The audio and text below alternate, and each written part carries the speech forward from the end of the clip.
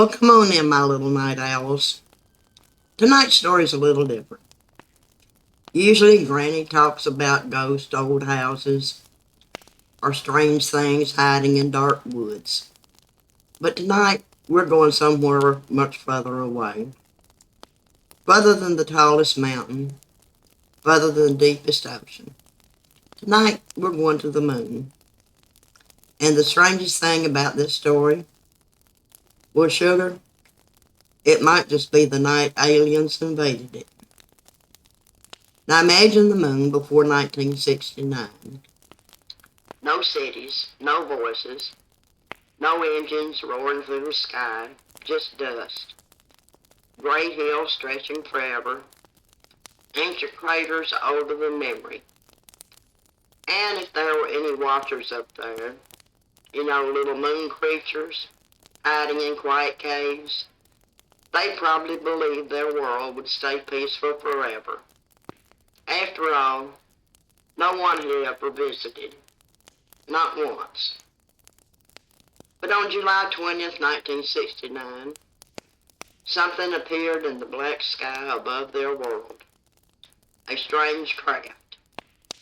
It didn't flap wings, didn't glide like a bird. It roared through space like a thunderstorm, trapped inside a machine. Down it came, kicking up clouds of ancient moon dust. If there had been little moon creatures watching from the shadows of those craters, they might have whispered, "The aliens have arrived."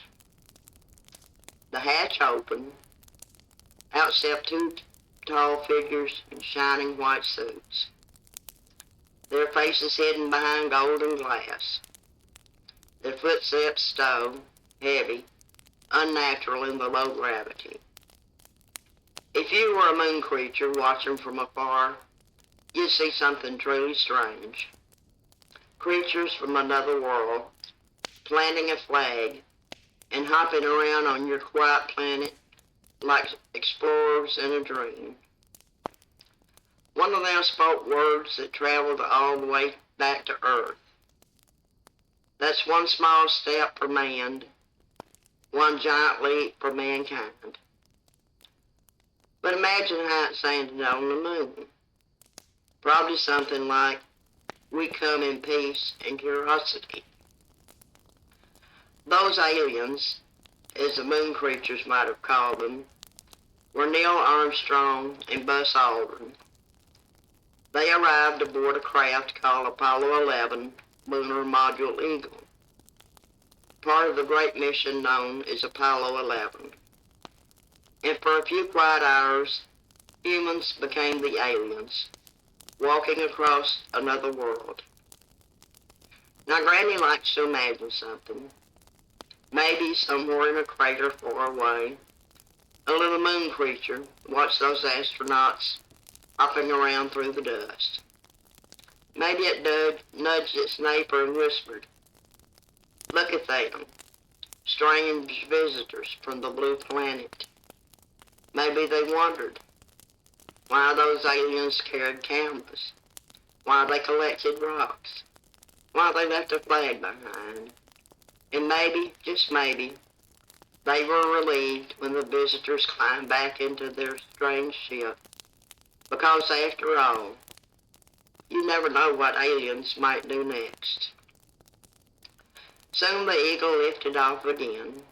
The engines flared, dust scattered across the silent plain, and the strange visitors from Earth flew home, leaving footprints behind in the moon dust. Footprints that may stay there for 1,000,000 years.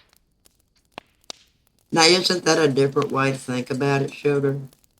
All our lives, we've wondered if aliens might someday visit Earth. But on that quiet July night in 1969, for just a little while, we were the aliens. Two small creatures from a blue and green world, landing on someone else's sky. Sleep easy tonight, my little night owls.